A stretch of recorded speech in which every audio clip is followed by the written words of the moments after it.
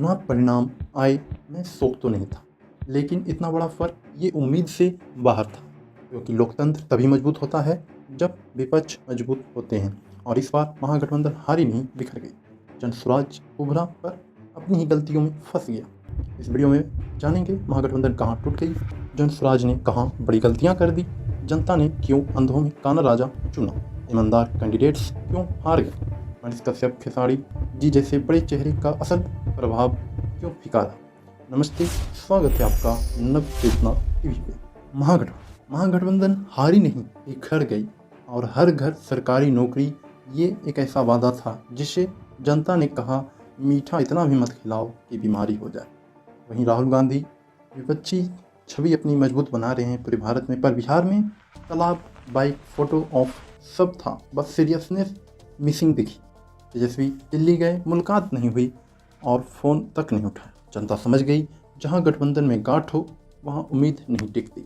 Migration से टूटा बिहार और कैंपेन में बुला लिया उसी राज्य का नेतृत्व करता। जनता बोली, हमारा दर्द जिसे महसूस ही ना हो वो हमारा नेता कैसे, और वोट वहीं से खिसक गया। लोगों ने एक ही सवाल पूछा, जो अपने घर की लड़ाई नहीं सुलझा पाया वो 13 करोड़ की सरकार को कैसे संभालेगा। और वही निरेटिव महागठबंधन को निगल गया फैमिली के प्रॉब्लम्स। जो भाई का नहीं हुआ वो जनता का कैसे हो सकता है। अब आते हैं जनस्वराज पर। एक तरफ बच्चों का बस्ता, दूसरी तरफ शराबबंदी हटाने पर बयान। चुनाव चिन्ह और घोषणा दोनों आपस में भिड़ गए और महिलाओं ने इसे बेहद गलत मैसेज माना, क्योंकि शराबबंदी पूरी नहीं है, ब्लैक में अब भी मिलती है, पर डोमेस्टिक वायलेंस सच में कम हुआ। जनता बोली, उम्मीद भी थी और पुराना जख्म भी खोल दिया। भरोसा कैसे टिकता। लोग साफ राजनीति की उम्मीद लेकर आए थे, लेकिन जब 45% उम्मीदवारों पर गंभीर आरोप दिखे, जनता ने कहा चेहरा नया सही पर चरित्र पुराना ही है। प्रशांत किशोर कुछ दिनों चुप रहे। इलेक्शन रिजल्ट के बाद लोगों ने पूछा, हारने के बाद भी नेता का फर्ज है बोलना। फिर प्रशांत किशोर सामने आए और कहा, मैं बिहार छोड़ने वाला नहीं, और सही कहा। और नीतीश जी, अब वादा पूरा कीजिए। 10,000 की रेवड़ी और 2 लाख वाली योजना पर सीधी चुनौती रखा। 10 लाख महिलाओं को 2 लाख मिल जाए तो मैं राजनीति छोड़ दूंगा। और एक और अहम लाइन, जिन्हें पैसा नहीं मिलेगा वो बताएं, हम लड़ेंगे उनके लिए। सांसद ने साफ कर दिया, चुनाव खत्म हुआ है, लड़ाई नहीं। खैर, दुख हुआ उन उम्मीदवारों के लिए जो सिस्टम से नहीं जनता से लड़ रहे थे।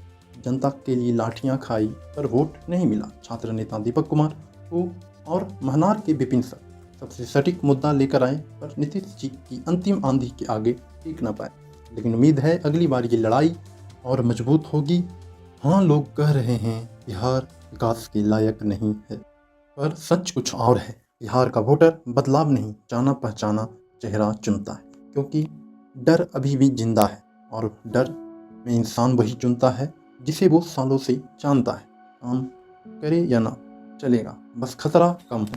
अब आते हैं उन 2 दूध से नहाने वाले नेताओं पर, जिनके शोर में जमीन से ज़्यादा स्क्रीन पर असर डाला है। मनीष कश्यप और खेसारी लाल यादव। युवाओं में ज़बरदस्त जुड़ाव, तमादार उपस्थिति रही है मनीष कश्यप की, पर उन्हें और संतुलित जिम्मेदार दिशा की ज़रूरत है। ऊर्जा बहुत है, बस थोड़ा पैनी और होनी चाहिए। वहीं खेसारी लाल जी पॉपुलर हैं, बेबाक हैं, पर राजनीति में सिर्फ वायरल होना काफ़ी नहीं।